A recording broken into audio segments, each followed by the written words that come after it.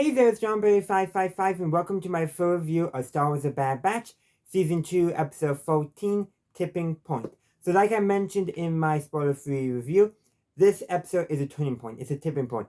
Everything is coming together. We are getting towards the climax of the show, the ending. We're getting closer to that. All those pieces are coming together. And as I mentioned, this is the first episode since Season 1 where every single member of the Bad Batch appeared. That's right, we got Crosshair, we got Echo, we got Hunter, Tech, Omega, Redco. We have all of them. We even got Hauser back, all the way from the write-off episode in Season 1. He even makes an appearance in this episode. Gregor, too. It's all coming together. Wherever it's going to be. Basically, I'm predicting Clone Rebellion. That's my thinking. But what it is going on is, well, we don't know quite yet, but we know Dr. Hemlock, he's doing something with clones. Basically, he's having the Empire send him clone dissidents, and he's doing something for them. But he's treating, I think, Crosshair slightly different, because he wants to use Crosshair to get to the Bad Batch, to get Omega, to get Lama Say's, or is it Lama Sue? I get those two Kimons mixed up. But get her cooperation. So we know that. And Crosshair is not helping him. In fact, what he did is he escaped. So he summoned the doctor's assistant, who some people think is a clone. I'm not so sure. But who knows how that could be. But anyhow, he escapes and he sends a message to the Bad Batch, plan, I think it was 89, on basically warning the Batch that people are after them. Now, the Batch is now questioning, is that a trap or not, because they think back to last time.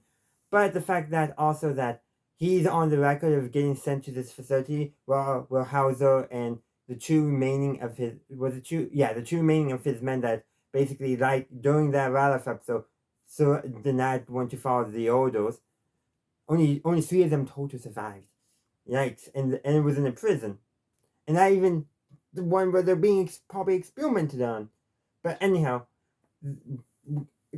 Tech found Crosshair's number on that list, so he was able to. So he went and checked the Batch's old communication frequencies, and that's how he found Crosshair's warning to them. But that is interesting. And the question is Dr. Hemlock aware that Crosshair sent that message?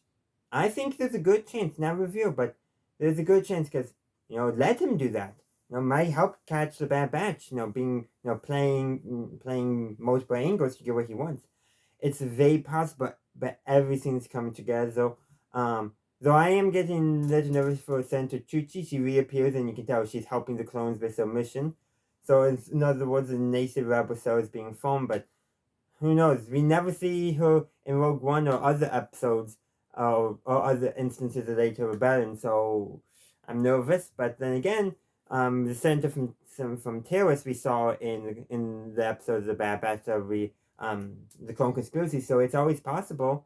But yeah, everything's come together. I think everything's come together for a clone rebellion to truly explain why there's so few clones with the Empire by the time of Rebels. Well, granted, a lot of them would be too old, but still, showing why so many clones are not in service of the Empire.